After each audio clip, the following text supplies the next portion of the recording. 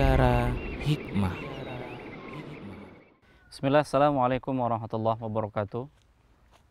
Alhamdulillahirabbil alamin. Wassalatu wassalamu ala asyrafil anbiya'i wal mursalin Sayyidina Muhammadin wa ala alihi wa ashabihi wa man tabi'ahum bi ihsanin ila yaumiddin wa ba'du. Para pemirsa Rosyad TV yang dimuliakan oleh Allah.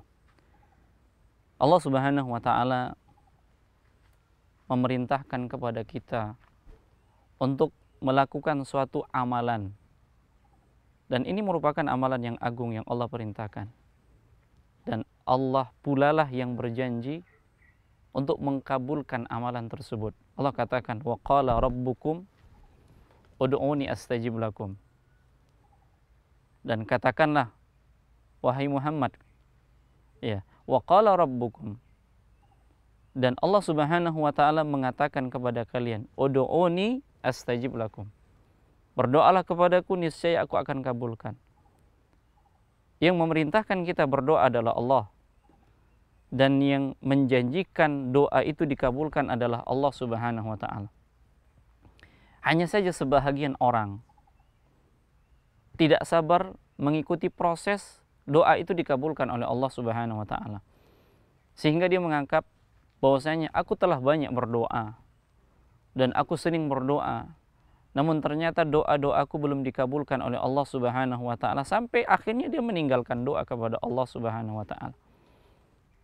Padahal Nabi kita sallallahu alaihi wasallam mengatakan, "Ma min muslimin yad'u bi da'watin laisa lahu itsmun wala qati'atu rahmin illa a'tahu Allah biha ihda thalathin." Tidaklah seorang muslim yang dia berdoa kepada Allah dengan suatu doa tidak ada maksiat, tidak ada dosa di dalamnya, dan tidak pula memutuskan tali silaturahim. Ketika syarat ini sudah dipenuhi, apa kata Nabi SAW? Kecuali dia akan diberikan 3 pilihan, dan pilihan ini kembali kepada Allah Subhanahu wa taala.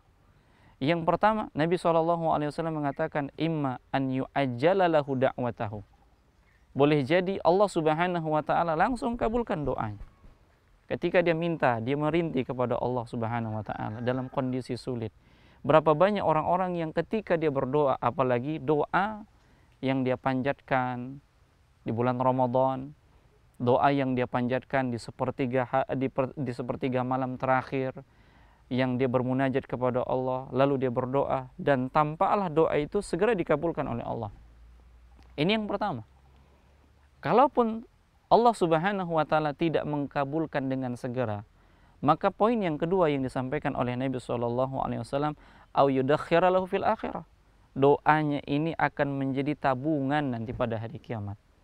Artinya dia melakukan ibadah, dan ibadah itu tidak akan disia-siakan oleh Allah Subhanahu wa taala. Sehingga doa-doa yang senantiasa dia panjatkan kepada Allah ini ditabung.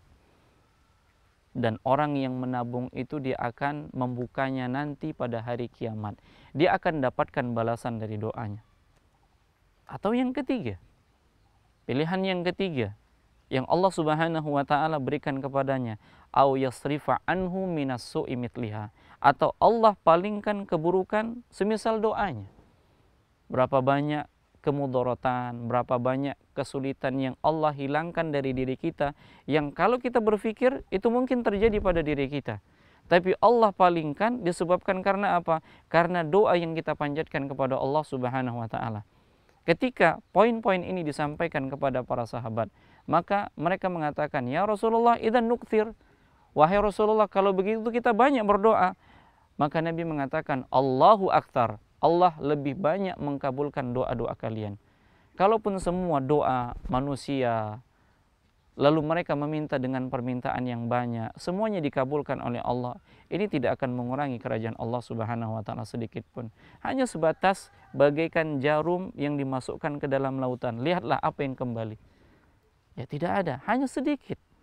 Jarum itu hanya lembab saja. Sementara air laut begitu banyak. Begitulah kerajaan Allah Subhanahu wa taala tatkala Allah memenuhi semua doa-doa manusia. Hanya saja yang harus kita pahami adalah tatkala kita telah berdoa, ikuti proses dan bersabarlah mengikuti proses sampai doa itu dikabulkan oleh Allah Subhanahu wa taala. Contohnya adalah ketika kita berdoa kepada Allah, ya Allah karuniakan kepadaku rezeki yang halal.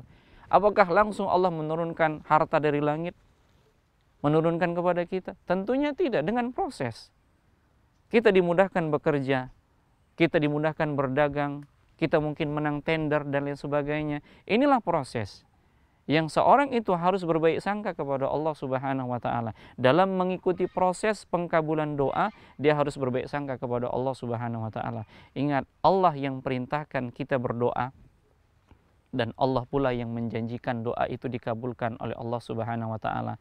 Namun sabar dalam mengikuti proses pengkabulan doa dari Allah Subhanahu wa taala, dan hendaknya seorang hamba berbaik sangka kepada Allah Subhanahu wa taala karena Allah sesuai dengan persangkaan hambanya kepadanya. Mudah-mudahan bermanfaat. Barakallahu fikum. Assalamualaikum warahmatullahi wabarakatuh.